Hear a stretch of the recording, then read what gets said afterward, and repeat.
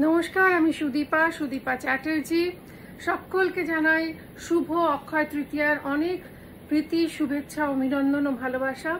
আপনাদের একটা কথা জানাই, এটা আমি নতুন জেনেছি এবছর অক্ষয় তৃতীয়াতে, তাই আপনাদের জানাচ্ছি। অক্ষয় তৃতীয়ার দিন হচ্ছে সুখ, শান্তি, সমৃদ্ধি,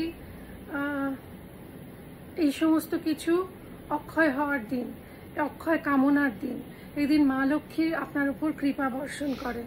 তো সেই জন্য মা লক্ষ্মী ভীষণ পছন্দ করেন সিঁথির সিঁদুর, এ স্ত্রীদের সিঁথির সিঁদুর।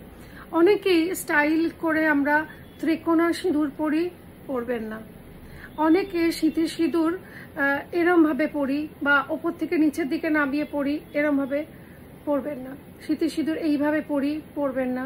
সিঁথির সিঁদুর কিভাবে পরলে মা লক্ষ্মী সন্তুষ্ট হন দেখায়। এই হলো সিঁদুর, এক চুটকি সিঁদুর। সিঁথি সবসময় এইভাবে সিঁদুর পরবেন। মাথার পেছন দিক থেকে হাত ঘুরিয়ে সিঁদুরটা পরে হাতটা এইভাবে নেমে যাবে, তবেই মা লক্ষ্মী সন্তুষ্ট হন। এটা কিন্তু অনেক মন্দিরে গেলে আপনারা ভেরিফাই করে দেখে নিতে পারবেন, পণ্ডিত মশাইদের কাছ থেকে জেনে নিতে পারবেন যে সুদীপা ঠিক বলছে না ভুল। আপনাদের সকলের সিঁথির সিঁদুর অক্ষয় হোক। ভালো থাক।